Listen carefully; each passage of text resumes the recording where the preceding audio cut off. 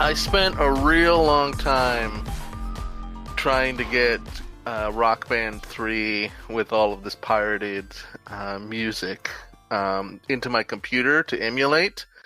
And what ended up being the problem is that Dolphin would not emulate the Rock Band mic, and it just was not documented anywhere. And I've never been looking so much towards a video game project to have it just like foiled so sillily.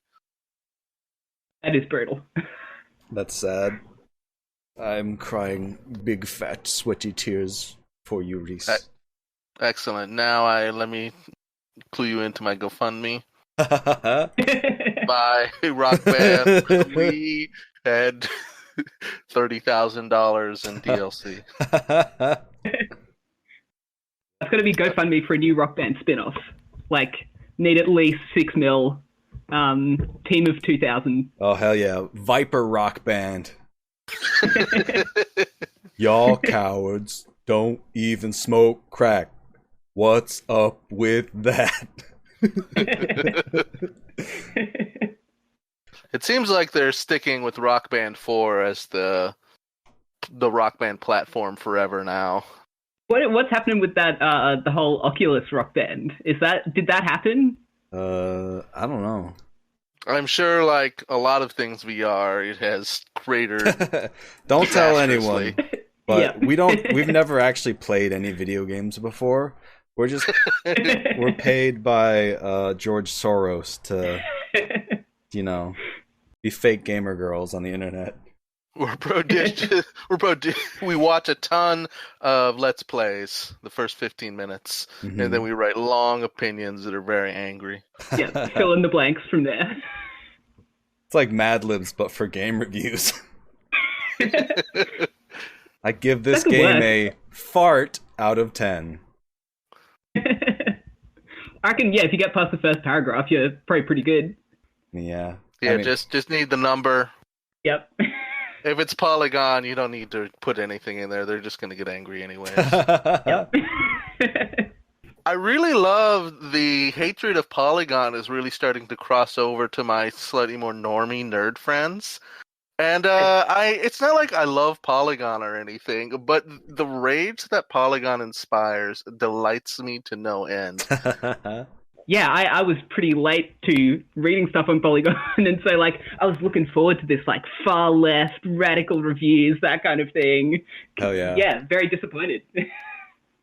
I was expecting fucking Joseph Stalin himself and Mao Zedong to be to be chief editors on Polygon.com. Someone should make a thing of, if only Polygon were like right-wing people describe.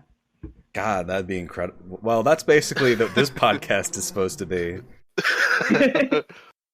Hello. Motorcycle. For fuck's sake. Sorry. Hello, everyone, and welcome back to Video Games Are the Worst Thing on Earth. I am your host, Alton. With me, as always, is Reese. Yo. And today we have a super special, awesome guest with us, Celestia. Say hi. Hey, I'm Celestia, also known as David. Well, normally known as David. Yeah, I'm a indie dev from Australia and make lefty games. Which is incredibly cool, because for as many games as there are that the chuds loudly proclaim to be SJW cultural Marxist propaganda, we really don't have enough SJW cultural Marxist propaganda games proper. Thank you for being the tip of the spear. Let's do it. And thank you for joining us. So one thing I'm interested in is how you boil the concepts of socialism down into game form, and how you try to make that accessible to an audience which is not typically receptive of such ideas. Yeah, well, I guess I've tried a couple of different things. I think the earlier games, it was really just I was reading some Marxist theory or something like that, and saw some little overlap with a game design idea or that kind of thing. Reading situationist stuff on how the geography of the city sort of controls people in the interests of consumption and production and that sort of thing. Seeing how that was pretty similar to like how level designers describe their work of, like invisibly guiding the player through sort of, these sort of little hidden techniques. Yes, that's one of the things I did, especially in my earlier games, this sort of, just finding some parallel between Marxist theory and game design. And that's referencing, at least that one moment that you're talking about is referencing new less, is that correct? I realize, like, that is one of the lessons I've learned early on is coming up with names someone can pronounce. Like, I have no idea how you're meant to pronounce that name. Well, I'm a massive dumbass, so you shouldn't use me as as an average gamer. Actually, I think that sounds like the perfect average gamer. Oh, true. Owned gamers. That one was honestly one of my favorites, just because that concept, I think, translates really well to video games in general.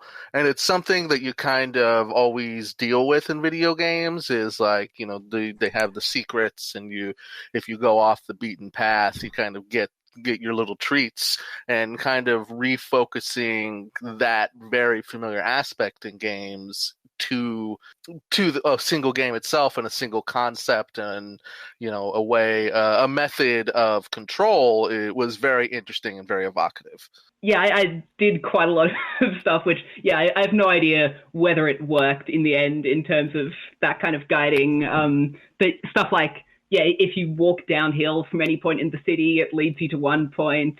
Or if you like draw lines between particular parts of the city, they all sort of overlap and match up and that kind of thing. So I guess it wasn't just standard video game design techniques as well. Not sure how much it worked. So how did the evolution from, you talk about the early games, you talk about reading this one thing and thinking it'd be translated well.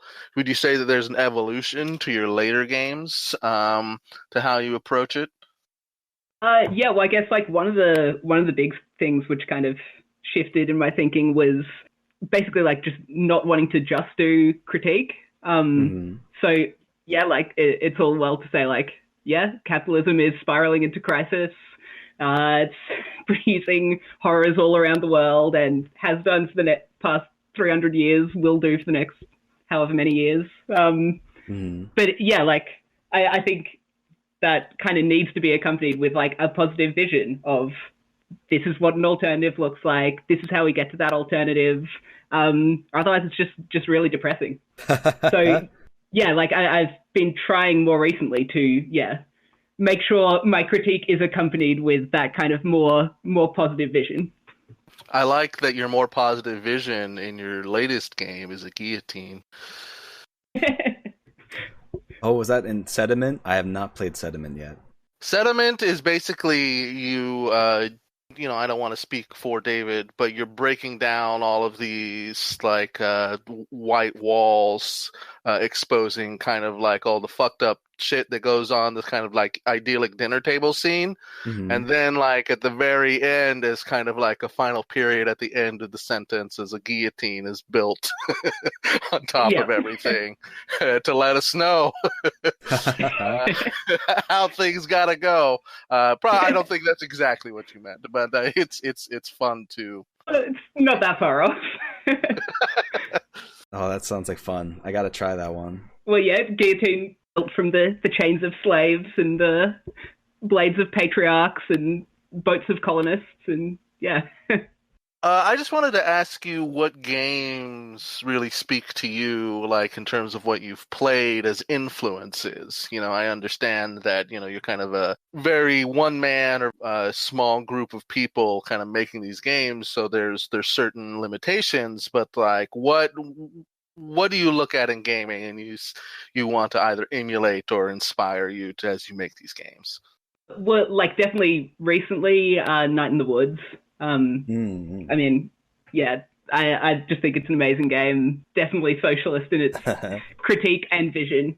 I think that I was heavily inspired by the dialectics of the fox trying to catch food in his mouth and it landing on his face. That was very fun. Yeah, that's a highlight. That wasn't it. Like those little interludes where it switches from the normal gameplay to like a little mini game, like where you are fighting, you're trying to stab each other's hands on top of the little car. knife fight. Those are always very, very funny. I'm gonna have to play this. I've been meaning to. Yeah, such a good game. Those things as well, like the sort of little interactions, like that in particular. I'm trying to do with my latest games, just sort of have like the environment so full of these sort of little things you can interact with. Like in Night in the Woods, there's like jumping around on the power lines. You can jump on top of mailboxes and like kind of half knock them over. Just all that sort of stuff, which makes just like general movement through the space like so much fun. You can find rat babies hiding inside. I guess I don't know if it's a spoiler, but you find inside like the desiccated body of like a giant duck parade float. That is a good image. Feed them pretzels that you steal to become the rat mother, which is pretty cool. I'm definitely playing this game now. I think that the most effective way of making gamers learn anything is make it so that they don't realize that they're learning. Yep. And so, you know, the way you do that is obviously by like making a fun game with like a message that is, you know, inherently socialist without being explicitly so.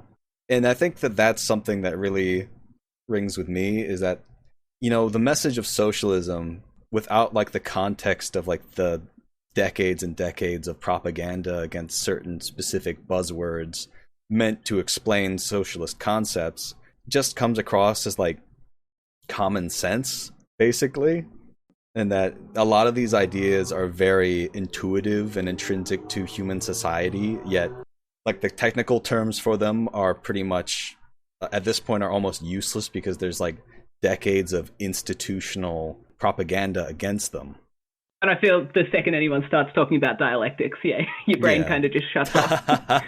I mean, dialectics as like a concept is just something that I found so funny. Just because like it's just so high-minded and it sounds very academic. It's just something that I joke about more than anything else. Yeah. Because it's like in a day-to-day conversation, I'm not sure when like the topics and exact definitions of dialectics are going to come up. But yeah, on what you were saying before, on like having this sort of socialist politics in your games without maybe sort of making it super explicit or anything like that, I feel like the risk with that is just people not getting the socialist politics. That's true. Like, there's got to be some happy medium.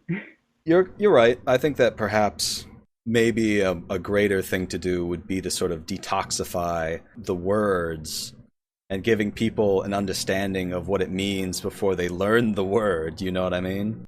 And if like the sort of default AAA plot was something with more of a left politics than just invading some foreign country. I'm sure that'd help. Yeah. And then there are also games like I was listening to the interview you did with rival podcast handing the mic to the wrong person. Our sworn podcast enemy. Gonna bleep out their names. Well, mostly because they interviewed you when I was like, oh wait, that was our idea. How dare they? But they were describing how certain systems in games like Victoria 2 are sort of maybe not explicitly Marxist, but they use Marxist theory in how they simulate economies. Yeah, and the bit where they said that liberalism was the greatest enemy in the game because it will completely screw over your economy. Yeah. Which is just like something like that I think would be extremely funny to put into like a game form. Yeah. And slightly more accessible than Victoria 2. Yeah, maybe just a bit. Well, I just wanted to say, I think there's room for a balance between the kind of two things we're talking about, a more explicit socialist education and kind Mm. of burying these themes in the game. Something like Crisis Theory or Infram Done, are pretty explicit in what they're trying to get across, and I found value in there for sure. But, even Have your brains chew on this for a little bit. Crisis theory. The game Crisis. I really missed an opportunity there. No. Can it run Crisis theory?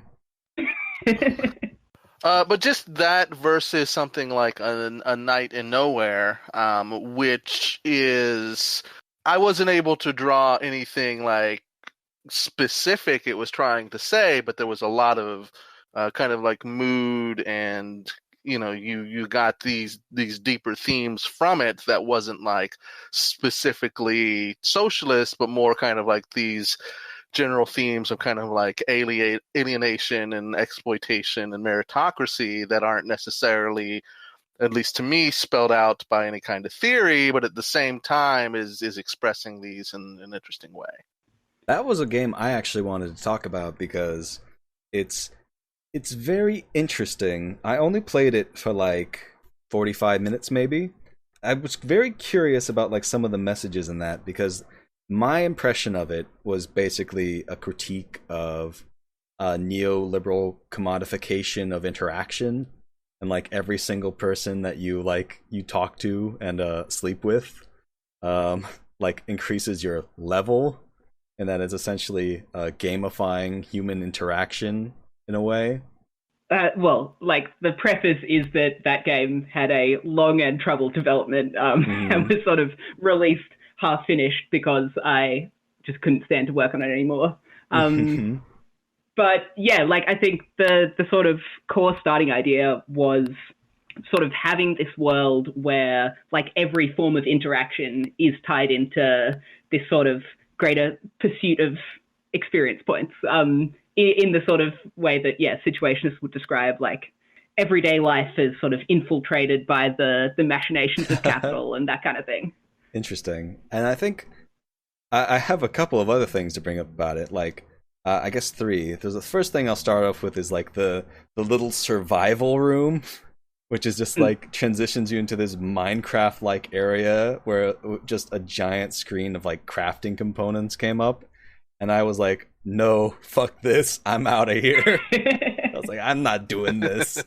I was like, I'd rather just sleep with 50 million people to level up. Thank you very much. And then there are 2 other things. There was like the rooms with like the computers that have like the different ranks going like from 100 to 300. And I am curious, is it actually possible to level up enough to use like the 300 area? Yeah, it is possible there. The like in the sort of overall world, it's not possible to actually get to the center by just sort of leveling up. It's just sort of exponential curve on the XP, so you never quite reach level 100. I see. What's the cheats? What's the Prima strategy guide to winning the neoliberal commodification of human interaction game? Well, yeah, basically you've got to go to the like sort of outskirts of the city where you're far enough away from the center that your XP starts declining. Get yourself down to level 0 and then like navigate your way back through the city without getting any more XP. And so make your way to the center with 0 XP. I went to like the outskirts of the city with like where there was a bunch of people sitting around this weird crystal, and then I like interacted with the weird crystal and like my HUD disappeared. And then I couldn't get back through like the barricade with the soldiers that said 40 level 40 or more. So I'm not sure what the heck I did. So I think like as I said, this game is probably riddled with bugs, so I can't guarantee. But yeah, I think that was probably getting to level 0. But then there's all sort of like little hidden routes through the other, like sort of across the other levels and that kind of thing. Oh, I see. So there's a way around the soldiers, probably. Yeah, if it all worked. Oh, that's interesting. I was able to just eventually. I tried to level up a couple times, and then I tried to just walk past the other level barriers, and it just let me. So that's how I was able to see the level 100 room, which I wasn't sure if that was a bug or commentary. No. You can go into the level 100 room, but you can't use the computer on the table. Oh yeah, I did not. I did not see that. I always got the thing where as you approached it, it took a picture of it, and you were like teleported back to that gallery moment. Oh yeah. So if you get there with level 0, you can get up into the tower. Neat. And then you go up there and you transform into Gritty and you murder all of the executives. Look, that would be a much better ending than what it actually was. All the listeners should definitely check. If you're going to check one of the games out, I think they're all pretty good. But I would definitely say that one's got a lot of interesting stuff worth poking around in. So that would be my recommendation. I'm a fan of post-capitalism. It explains the message and how like these systems could potentially work differently. And it plays in a browser, and it also looks very, very nice. I think the art style on post-capitalism is probably one of my favorites. I think it's a good primer. Like if I had a friend whose third eye was opening to leftism, I might sit them down with post-capitalism to kind of like, explain how these different things interact with each other, to kind of like help me explain the idea of, the colonization of time, that sort of thing, because I'm a dumbass and cannot be persuasive on my own. Yeah, I think that it's definitely a good Babby's first socialism game. I don't mean that with any disrespect. Oh no, like that is explicitly what I was going for. Mm-hmm. Yeah, spend a lot of time trying to, draft down these little descriptions of colonization of time and that kind of thing, so they'd somehow fit in like a 50-character little text box. One game that I'd like to talk about before we start moving on is I'm going to butcher another pronunciation, so I'm sorry, but Acephalus? Oh yeah. I think that's right. Excellent, I did it. But it's a game for to give the audience an idea. It has a very interesting kind of line drawing on parchment kind of 3D style, and you're given this kind of decree at the beginning to get, I forget how much it is, but a large quantity of this rare mushroom. You have to kind of go through and kind of think laterally through these series of puzzles to get the text to disappear on the screen. And I was curious if you could talk a little bit more about what you were trying to go for with the game, because I found it very engaging and interesting, but I also didn't quite understand the message on top of it. So that one was very explicitly inspired / plagiarized from a book by Anna Singh called The Mushroom at the End of the World, which is this sort of anthropology, ethnography of Matsutake mushrooms, which are like grown in Pacific Northwest and then shipped over to Japan, where they're like a delicacy. And so, one of the things I found really interesting about the book, like it's a great book. But yeah, one thing in particular was this idea that like commodity chains, it's not just a matter of like sort of moving something from one place to another and sort of organizing production like that. It's also about sort of translating things between different spheres. When it's a mushroom in the ground being picked by Vietnamese immigrants, it has all of these sort of meanings and cultural associations. Then when that's taken to like the picking and sorting infrastructure, a lot of what's going on there is removing these other associations, like putting on a barcode, measuring it by weight rather than by sort of aesthetic appearance or something like that. I'm horribly cutting out a lot of the lovely nuance from the book. But yeah, sort of when it gets to Japan, it takes on this whole other meaning of fitting within a particular sort of gift economy. Again, sort of different things become valued about the same object. The object sort of takes on a different form. So yeah, I guess like the game was trying to get that sense of approaching this object from a whole bunch of different sort of epistemological perspectives.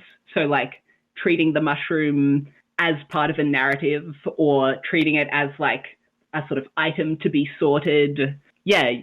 I think that's really interesting, and it's nice to get it's good to get that context, and I can absolutely see where you were coming from in the game, because each of the little puzzles has its own logic to it, and you kind of have to match them all up together to get to the end state, if you will.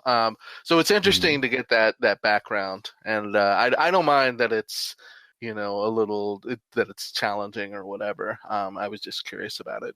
I have a question that's more related to like your past history with games.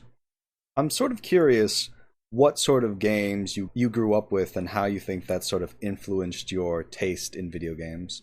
Well, I guess probably there was a lot of stuff I played which I think probably had very little influence on my overall politics or game design or that kind of thing. Like, still love them as games, like the 3D Rayman games or the Tony Hawk Pro Skater games. All those. I think probably the things which did kind of influence my design were like 4X games, like Civilization in particular, and strategy games in general. Although I do think that a Tony Hawk Pro Socialism game would be fucking dope. Would be amazing. That would be incredible. Can I take that idea?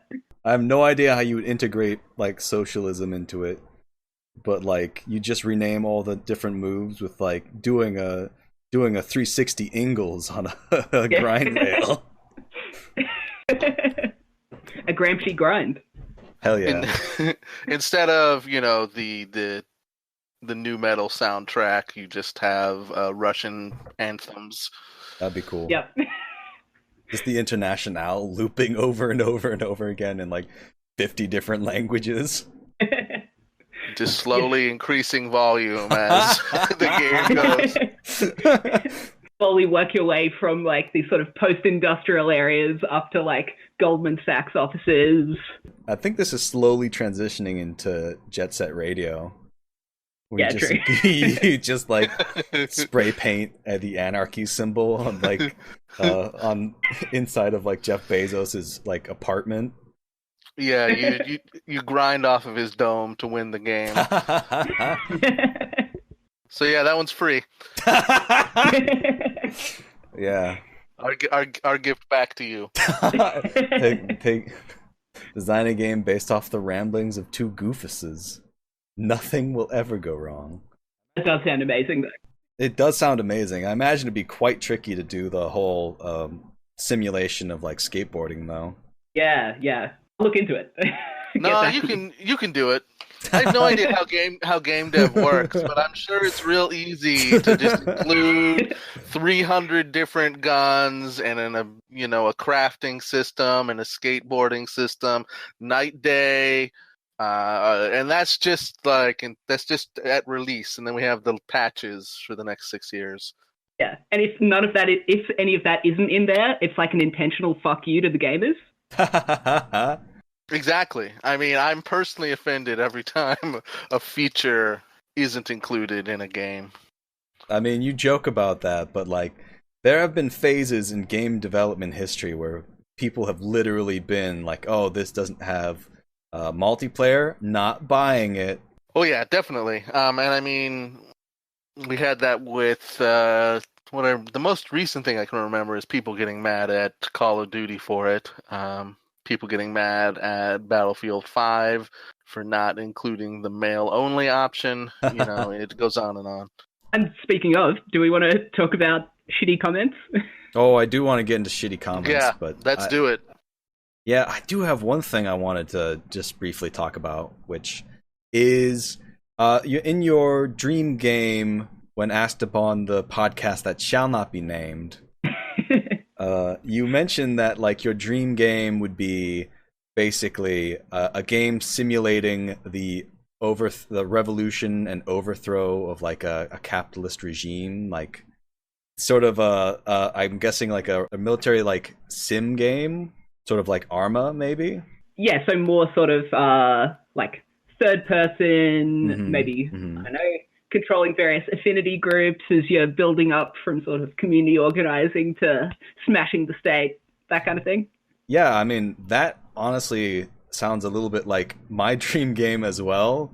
Basically, to give some context, Arma 3 has a mod for it called Anti-Stasi, and it is sort of like the crude, not particularly ideological version of that game, where you're essentially like a group of rebels or freedom fighters, and you are funded by like the UN, and you have to go around like dropping pamphlets and recruiting locals and stuff like that, and fighting like the local military group. And it is janky as all hell. Don't say, for an Arma. It is such a great concept, and it's so much fun to play with other people and sort of role play the sort of communist revolution, but it is just super janky. And so a game like that, but with like more polish, would be incredible. But I just wanted to recommend that to you as like something you can check out if you're interested in it. I'll definitely give that a go. It's very, very challenging, unfortunately. That's one of the big drawbacks of it, is that you just get detected and just like a fucking armored vehicle comes after you, and then you just get stomped. Well, so probably realistic, unfortunately. Yeah, pretty much. I think another point I wanted to make with that is that, have you ever considered using the tool sets of another game in order to like create a mod essentially that can do more with like the assets that they already provide? I have thought about that. I had a couple of goes at some Bethesda game mods, none of which really worked out. Yeah, like that is definitely something sort of on the radar. Total conversion mod for Skyrim that changes it to, instead of the Nords and the Imperials, you have the Red Russians and the White Russians. That'd be pretty amazing. That would be cool. Be dope. It would not be like a complex war sim, unfortunately. It would just be like a buggy, glitchy a dating sim. That would be incredible. Socialist dating sim, please. That's another free one for you. We're just cranking them out here. Oh my god, can you imagine like if like all these famous bearded philosopher guys just got like the same like anime ugu girl treatment as like tanks in some other dating sims? You just like Engels, Karl Marx, and like their anime form. That'd be a great game, honestly. Yeah. I think that would finally be the game to just like break through to the chud audience. Once Marx is your waifu, you have no defenses left. Yeah. I have been thinking it would be cool to do some kind of like into socialist strategy game. So maybe like after the revolution, just as all of these different socialist factions are sort of trying to achieve their particular vision of the future. So you got like productivist Marxists trying to massively increase output of consumer goods and that kind of thing. I don't know, eco-socialists trying to prevent all of this environmental damage. Some kind of like asymmetric strategy thing like that. Pro-y'all socialists versus anti-y'all socialists fighting on Twitter. Pro-gritty, anti-gritty socialists, the new schism in the left. That sounds good. I mean, these all sound like I'm excited for further projects because, you know, we're certainly goofing here, but it sounds like you've got a lot of interesting ideas for the future of socialist gaming. let's move on. We have, as a game developer creating either progressive or socialist video games, I'm sure you have been exposed to more than your fair share of salt. Yes, very true. As salt appreciators, we would like to take a couple minutes just to bask in some of the most glorious comments you have received on your excellent video games.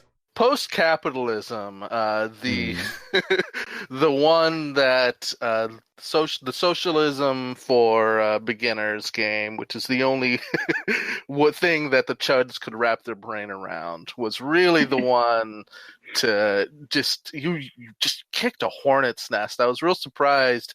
I played through your game in chronological order, and it was hilarious that like it was mostly occasional thoughtful comments, how do I do this sort of thing, and then it's just like 1,700 comments of people.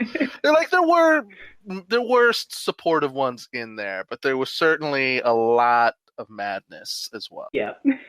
And it, like, as that was happening, I can't remember who it was now, but I could pinpoint like tweet 0 where it was retweeted by someone on right-wing Twitter, and just blew up from there. I wish you could remember who it was, and if it's in like the rogues gallery of VGATWTOE of infamous gamers. I think it got a feature on Kotaku in Action as well. So. Oh hell yeah. That'll do it. There's our. Yep. We regularly mine Kotaku in Action for salt. You know, like the guy from the PBS Ideas channel. So these guys posted like this picture of him. He's like, he's a soy boy. I can see the soy running through his veins, which was extremely funny. Yeah. So did you get any comments like that? Have you been called soy boy before, Celestia? I don't think I've got soy boy, which is pretty disappointing, if I'm honest. I think, have we been called soy boys before? I think so. I think at some point during, I don't want to get into it, but we kicked the hornet's nest ourselves on Twitter, and they got wind of the podcast. I think we got a couple of soy boys in there. Mm-hmm. Got to frame those.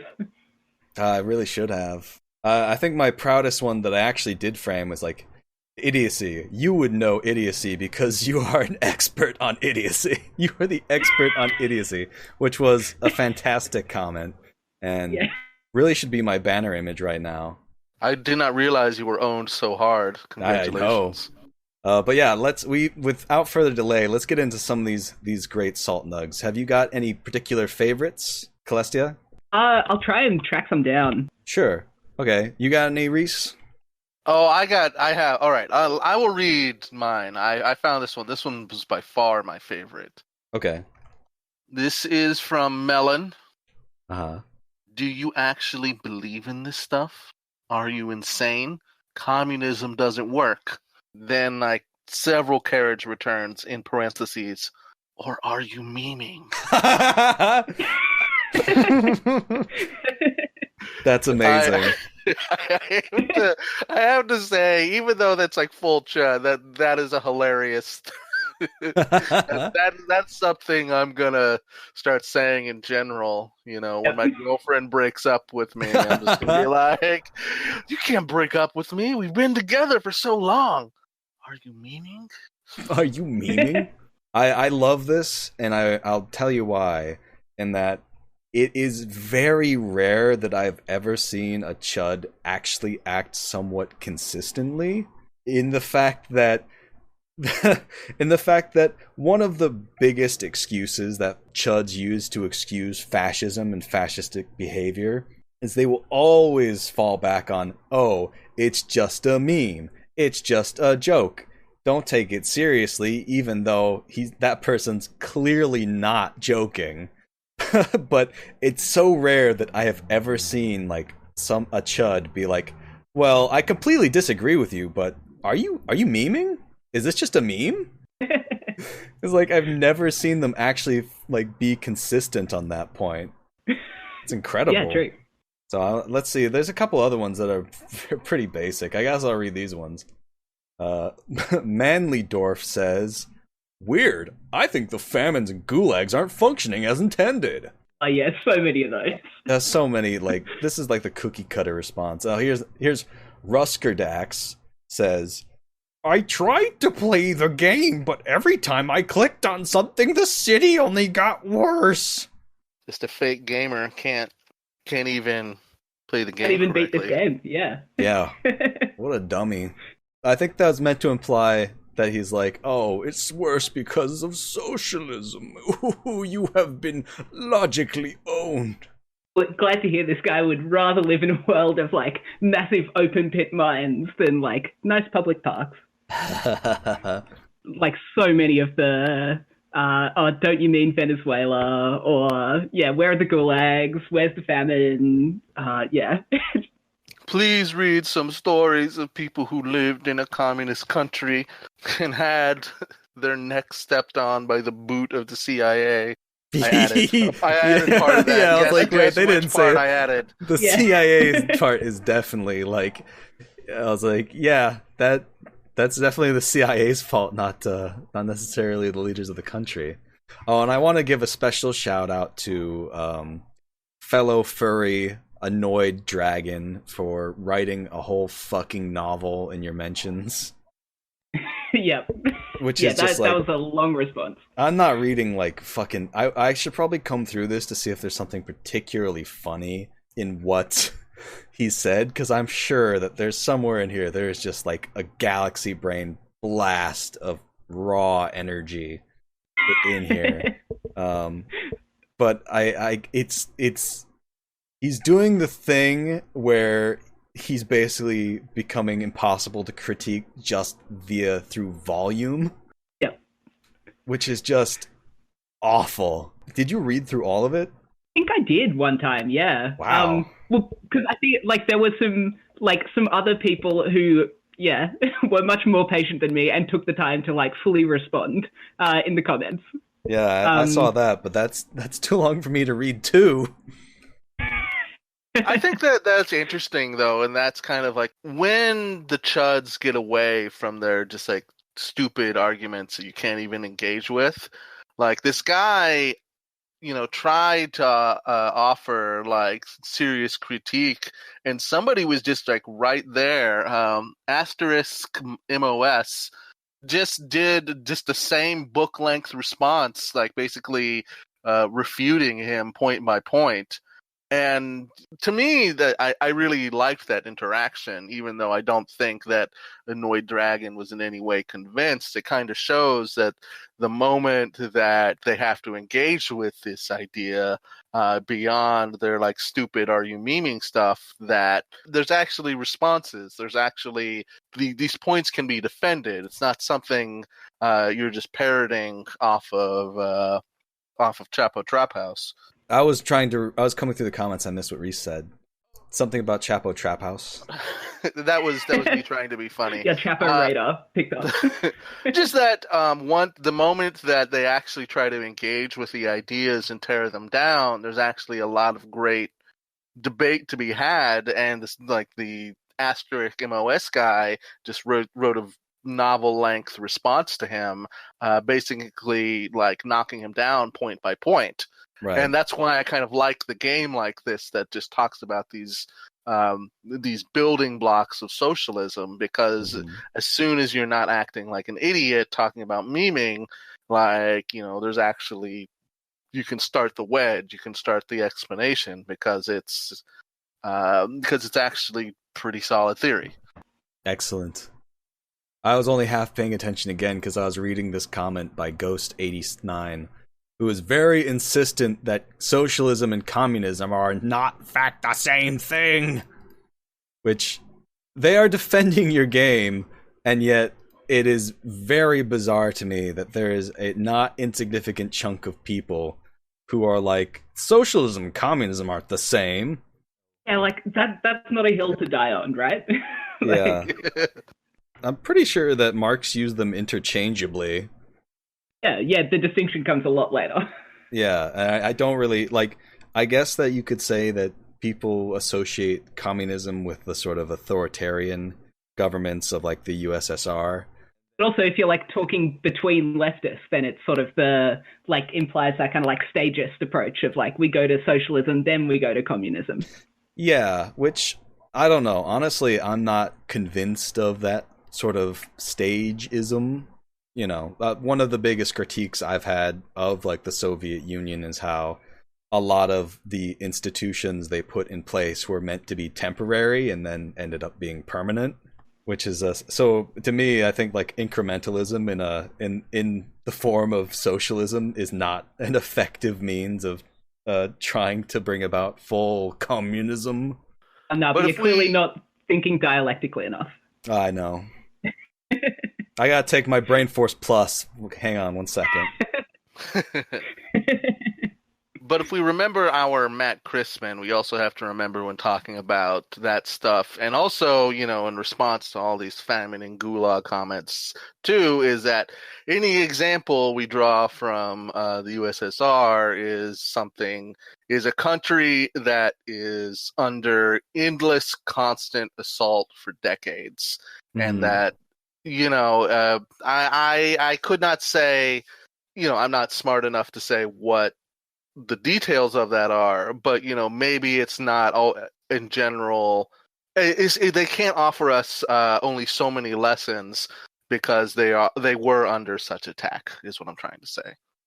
And really, if the United States were to become socialist, it would be pretty much the dissolution of. It would hopefully be the dissolution of like the primary imperializing force that has been at the root of like brutal destruction and suppression of communism around the globe, which I feel as though a world in which the United States exists would be one that is almost over 50% communist at this point. No, that's when we find out that the WTO has a secret army that they've been building up over the years. I'm going to admit I don't know what the WTO is. Oh, World Trade Organization. Oh. They have mutants. They have mechs. It's fucked up. Kojima's been trying to warn us for years. See, that's true. Why I didn't get it, because I have not played, to my eternal shame, I have not played any Metal Gear games. But yeah, like when Metal Gear Solid 5 came out, I'd like tried to commit to, I hadn't played any then, and so it was like, gotta go from the start, gotta get the lore and everything very naively. And yeah, gave up about halfway through number 1. Yeah, that sounds like something that would be. It's a bit like saying, you know, I think, you know, this Homestuck comic sounds interesting. I think I'll take an evening to peruse through that. Although, like, if I'm going to really get Harry Potter, I need to go back to the Greeks. If you want to get Harry Potter now, you just gotta like huff some like paint fumes and just like, I don't know, slam your head in a door a couple times in order to get where J.K. Rowling is coming from on Twitter. Oh my god. Did you see her latest awful tweet? I don't think so. I think the person I retweeted with the tweet got banned off of Twitter.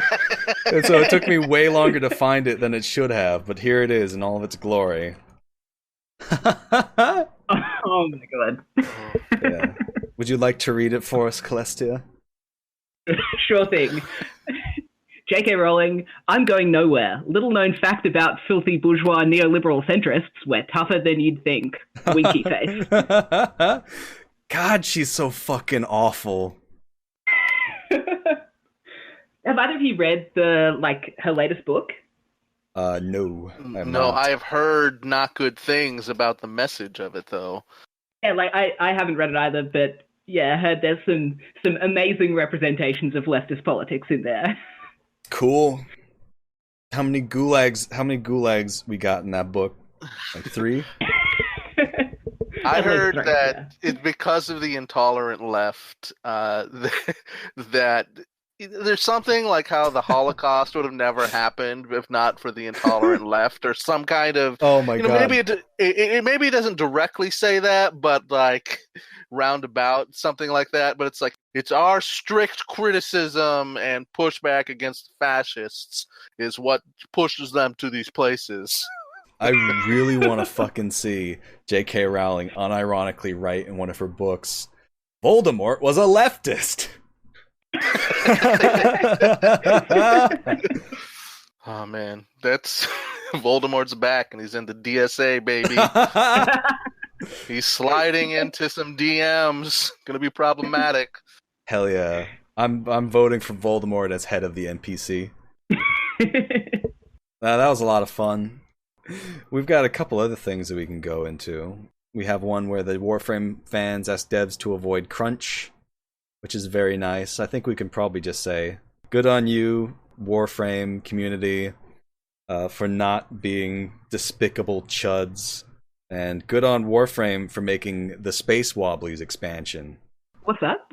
The latest expansion in the free-to-play game Warframe, where these indentured workers essentially are put in debt, like on purpose, and in order to work off their debt, their heads are like held as ransom, and they're given electronic heads, and they basically work as like I said, indentured servants to this guy who's like pretty much like a caricature of like, it's basically like Silicon Valley grifter mixed with like a cult leader. He's obsessed with profit, and his religion is profit. Jeff Bezos. Yeah, it's Jeff Bezos in video game form. And you basically fight with like these radical rebelling workers who are trying to overthrow this institution. And they have like a very cool like chain gang song where they're like, we all lift together. And it is very much like aesthetically and story theme wise Wobblies in space. So good. I gotta give that a play. Yeah. I mean, I haven't checked it out yet, but that's because I've spent like 900 hours in that game, and I literally just the thought of playing it more, it just no thanks. The Space Wobblies are cool, but I'm good. I mean, it's unironically good. It sounds like some of the dust that got kicked up over the Red Dead Redemption garbage got through to somebody, and I don't think anybody's first pick would be Warframe fans, but I good on them. I don't know what else to say about it. It's cool. Yeah, it's good. Tick of approval. Hell yeah. Officially, the Warframe community, at least some of it, is officially approved by the VGATWTOE. Although I have heard things. Apparently, global chat was not quite so progressive when this was happening, according to our friend Miss Indri. She said that apparently there was some chudliness going down in that, which is, it's a real shame we don't have like examples to show, because that would be funny as shit. I mean, it is still video games. Let's not let's not get our expectations too high. Forget it all. It's video games. Exactly. Nice. And then basically to counter this good thing that has happened, we have a secondary article, which we're not going to read, but we will link in the show description because it's long as heck, called Gamer Rage is Anti-Union Violence, which is a very interesting article from rhizome.org. And it's by Lana Polanski, and it's called Worse Than Scabs, Gamer Rage as Anti-Union Violence.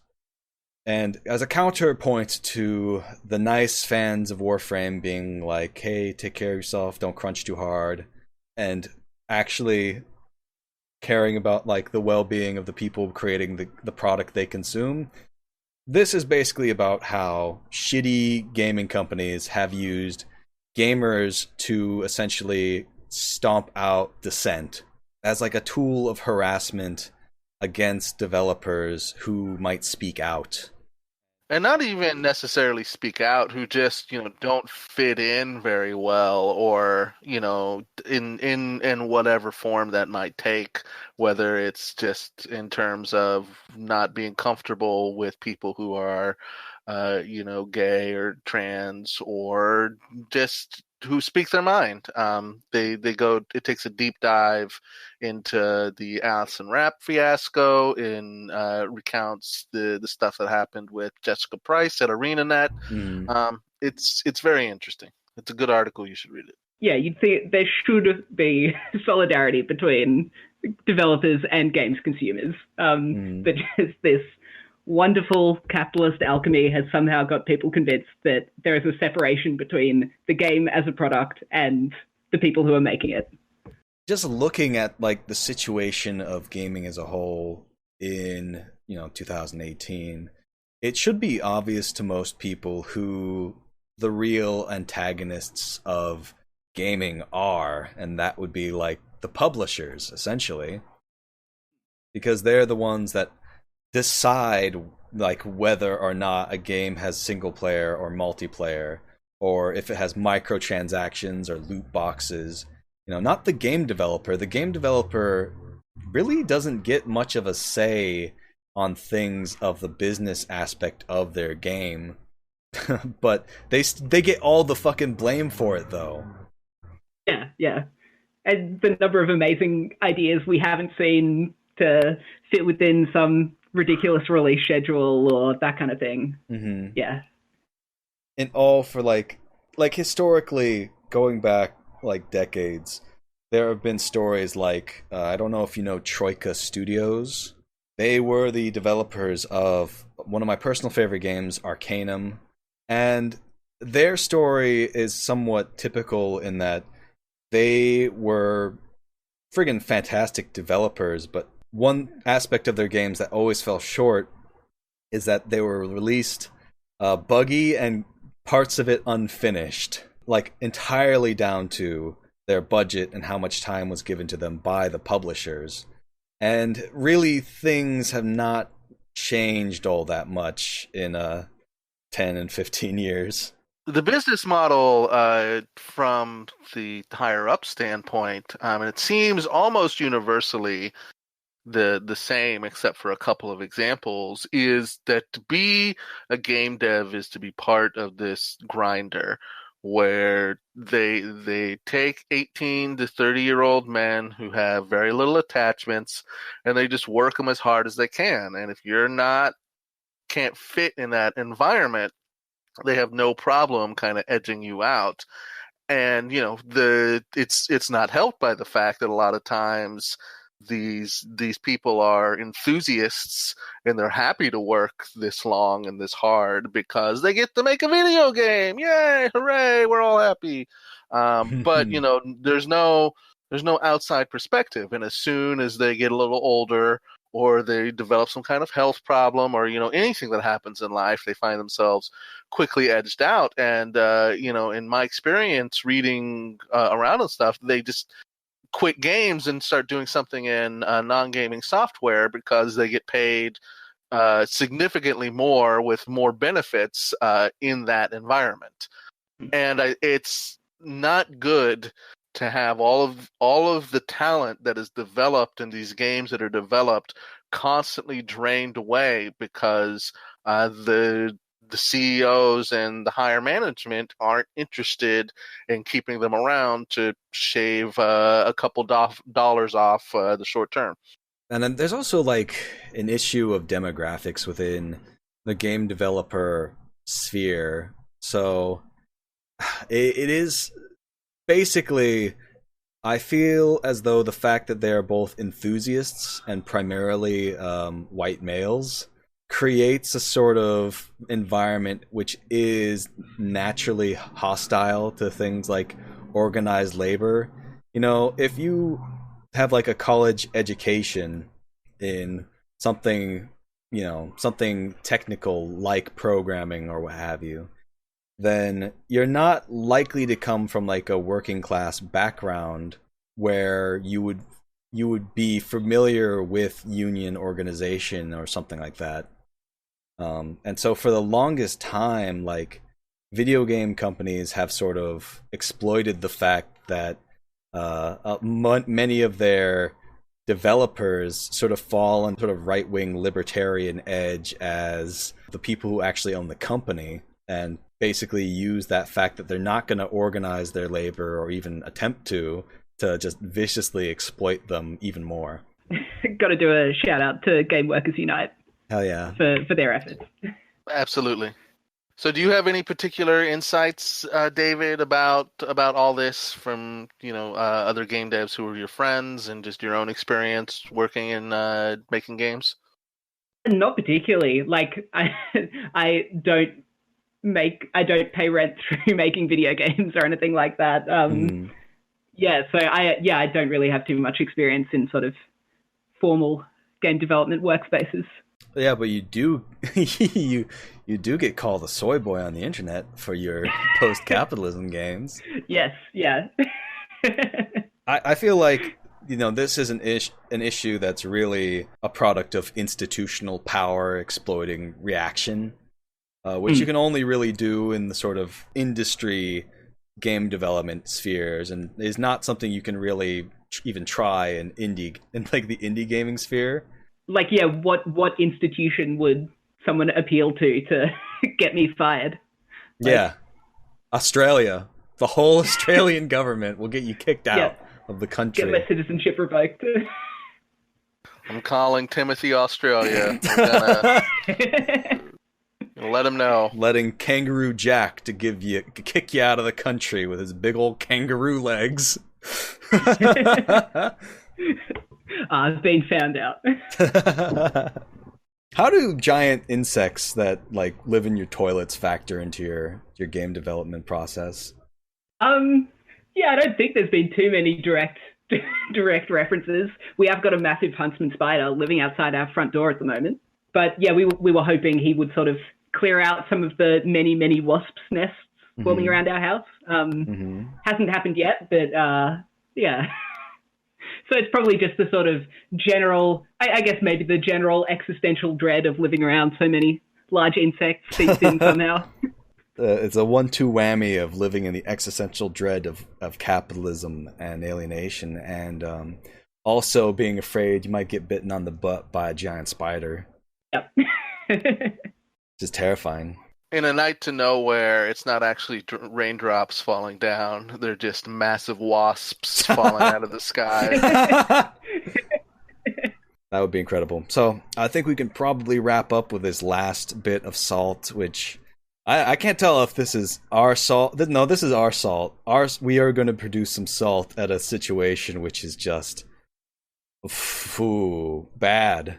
Real bad. So this is something that we mentioned a little bit earlier, in that PewDiePie, infamous gamer and streamer, and I believe the most subscribed account on YouTube, did a fucking crossover with Ben fucking Shapiro. That's a big oof there. It's a massive oof. One thing I'm glad when lots of children, or, now teens who followed PewDiePie because he played Minecraft and talk like this, now are radicalized by our beloved tiny dipshit, Ben Shapiro. I love that. Oh, it's so good to have, a completely non-critical, genuinely fucking happy that Ben Shapiro was sharing a platform with him. PewDiePie, just blasting out this reactionary little grifter to his youthful audience. Well, at least we can very clearly trace the gamer to right wing chud pipeline. It's ridiculous just how many of these famous YouTube gamers just completely go full reactionary. You have Boogie, you have JonTron, which is not reactionary, just openly white nationalist. And then you've got PewDiePie and H3H3.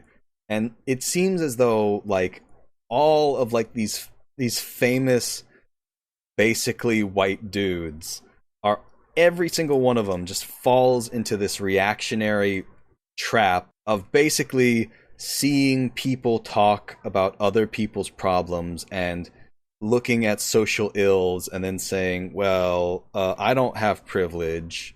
I had a hard life growing up. How could I have privilege? how often do we hear keep politics out of our video games?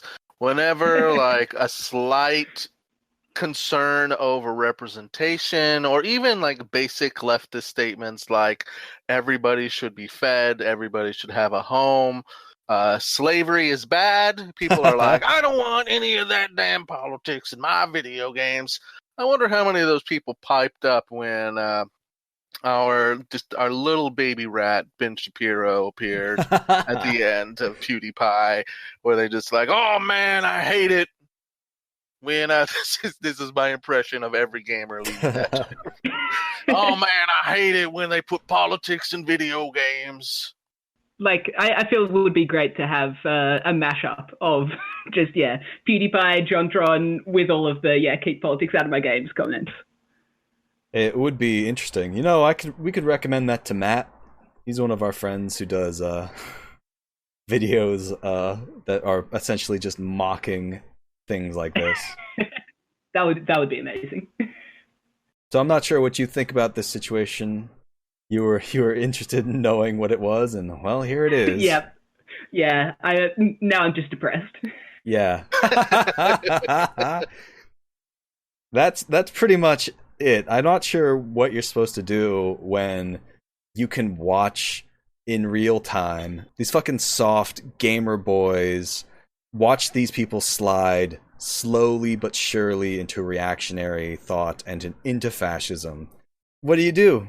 Well, I mean, that's the algorithm, is that it all goes down that same funnel. And you're right, as you were watching the mask slip off in real time, I feel like in 2017, you'd see Jordan Peterson places, and people would just be like, listen, don't make it all about a conservative thing. We're just talking to people. We're just asking questions. And it's gone from that to just straight up just being like, all right, questions have been answered. We're white supremacists. That rules. And then the circus music plays. I have a question for David. So how much does all of this translate to Australia and Australian politics? Do you follow this kind of Ben Shapiro, Jordan Peterson kind of nonsense out there, or do you have the Australian analogs that you get furious with?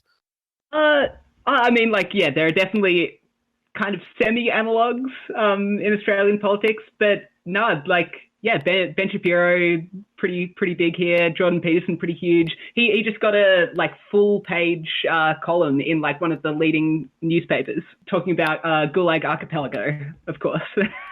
I was thinking in terms of analogs for Ben Shapiro and Jordan Peterson.